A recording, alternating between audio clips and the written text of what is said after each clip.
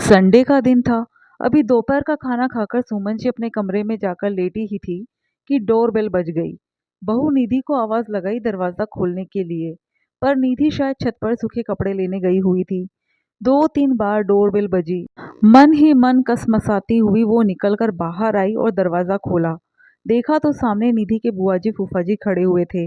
उन्हें देखते ही उनका सारा मूड खराब हो गया। मन ना होते हुए भी सुमन जी ने उन लोगों को नमस्कार किया और अंदर ले आई। अंदर हॉल तक आते आते उनके मन में कई बातें घूम चुकी थी। इन लोगों को भी संडे के दिन चैन नहीं है, बस मुंह उठाया और चले आए। अच्छी बहू पल्ले पड़ी है मेरे, आए दिन कोई ना कोई मायके से आता ही रहता है। अब इनकी मेहमान नवाजी में और लगो। आज इधर कैसे आना हुआ आप लोगों का? सुमन जी ने सोफे की तरफ बैठने का इशारा करते हुए सवाल किया।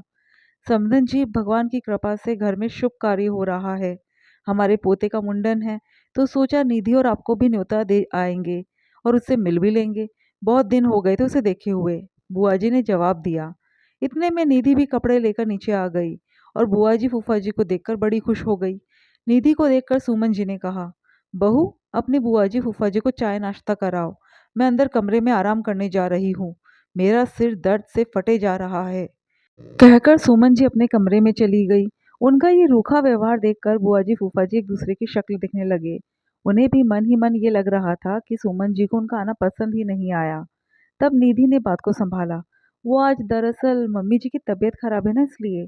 आप लोग बैठो, मैं अभी आप लोगों के लिए चाय नाश्ता लेकर आती हूँ। अरे नहीं बेटा, तू बैठ हमारे पास।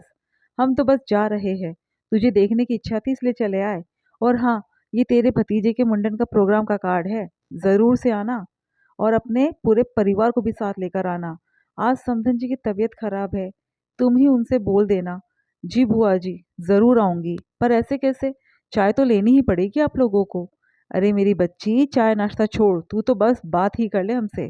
कहते हुए निधि की बुआ जी ने उसे अपने पास ही बिठा लिया। निधि की बुआ जी फूफा जी मुश्किल से 10-15 मिनट वहां रुके और फिर रवाना हो गए। पर निधि को सुमन जी का व्यवहार बिल्कुल पसंद नहीं आया। अक्सर यही होता था। जब भी निधि के मायके से कोई आता था, सुमन जी सिर दर्द का बहाना करके कमरे में जाकर बैठ जाती थी और फिर उनके जाते ही कमरे के बाहर निकल आती थी। उसके बाद शुरू होता था शिकायतों का सिलसिला, जो 2-3 दिन तक चलता ही रहता था। हमारे तो मायके से हर रोज कोई उठकर नहीं आता था, तुम्हारे तो मायके से जब देखो कोई ना कोई चला आता है। बेटी के ससुराल में आने से पहले सोचना तो चाहिए। ऊपर से आए दिन पता नहीं कितने प्रोग्राम होते तुम्हारे मायके में। कितना बड़ा कुनबा है तुम्हारा, जरूरी है क्या सबसे रिश्ता निभाना? बेचारा मेरा बेटा तो ससुरालियों के चक्कर लगा लगा कर ही बर्बाद हो जाएगा। शाम को जब निधि का पति अनुज ऑफिस से आया तो निधि ने उसे बुआ जी का कार्ड देते हुए कहा, बुआ जी के पोते का मुंडन है, इसी के उपलक्ष्य में प्रोग्राम रखा है। हमारे भी पूरे परिवार को न्योता दिया है। अच्छा, पर मेरी तो जरूरी मीटिंग है। एक काम करना, तुम मम्मी और पापा के साथ चले जाना। अनुज ने कार्ड देखते हुए कहा। हम तो कहीं नहीं जाएंगे, पहले ही बता देती हूँ। जिसे जाना है वो जाए, सुमन जी बीच में ही बोली। क्यों, क्या हो गया मम्मी? आप क्यों नहीं जाओगे? बुआ जी फूफा जी खुद घर पर आकर न्योता देकर गए हैं, आपको तो जाना चाहिए। घर आकर कार्ड देकर गए हैं तो क्या करूं? कार्ड अपनी भतीजी के हाथ में देकर गए हैं, मुझे थोड़ी ना देकर गए हैं। इतनी सी भी इज्जत नहीं थी क्या मेरी? सुमन जी मुंह बिगाड़ते हुए बोली।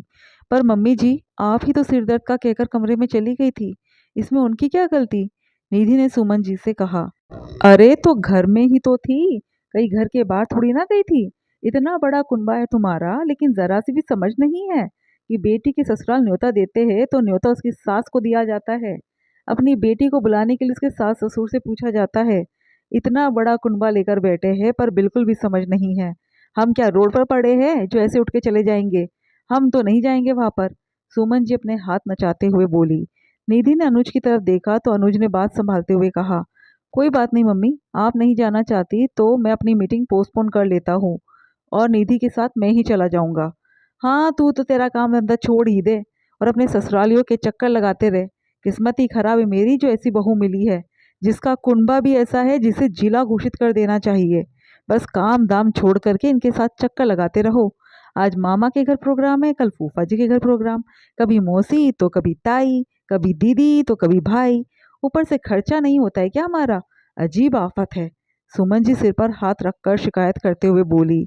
ये बात निधि को बिल्कुल पसंद नहीं आई और उसने जवाब देना ही ठीक समझा। मम्मी जी, ये बार बार आपने कुनबा कुनबा क्या लगा रखा है? शादी के समय आपको क्या मेरा इतना बड़ा कुनबा नजर नहीं आया था? तब तो बड़ा प्यार आ रहा था आपको।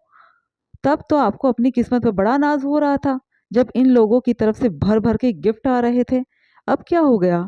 लेते हुए तो बड़ा अच्छा लगता है, देते हुए क्या समस्या हो जाती है आपको? जबकि हम जितना उन्हें देते हैं उससे ज्यादा तो वो लोग हमें लौटा देते हैं। आपको नहीं जाना है तो मत जाइए, मैं अकेली ही चली जाऊंगी। पर कम से कम बार बार मेरे परिवार का बखान करना बंद कीजिए। मैं अब और नहीं सुनने वाली। निधि जवाब देकर अंदर कमरे में चली गई। पीछे सुमन जी मुंह फुलाकर अनुज की तरफ देखने लगी। तब अनुज ने कहा, ये तो होना ही था मम्मी। बार बार आप इस तरह की बातें बोलोगे तो सामने वाला कब तक सुनेगा? शिकायत भी उतनी ही करो जितनी सामने वाले से बर्दाश्त हो सके। जब देखो आप कुनबा कुनबा करती रहती हो, अपने परिवार के खिलाफ कौन सुनना पसंद करेगा? कहकर अनुज भी कमरे में चला गया। सुमन जी वही शिकायतों के फलंदे के साथ अकेली बैठी रह गई। बुआ जी फूफा जी के प्रोग्राम में आखिर अनुज और निधि ही गए।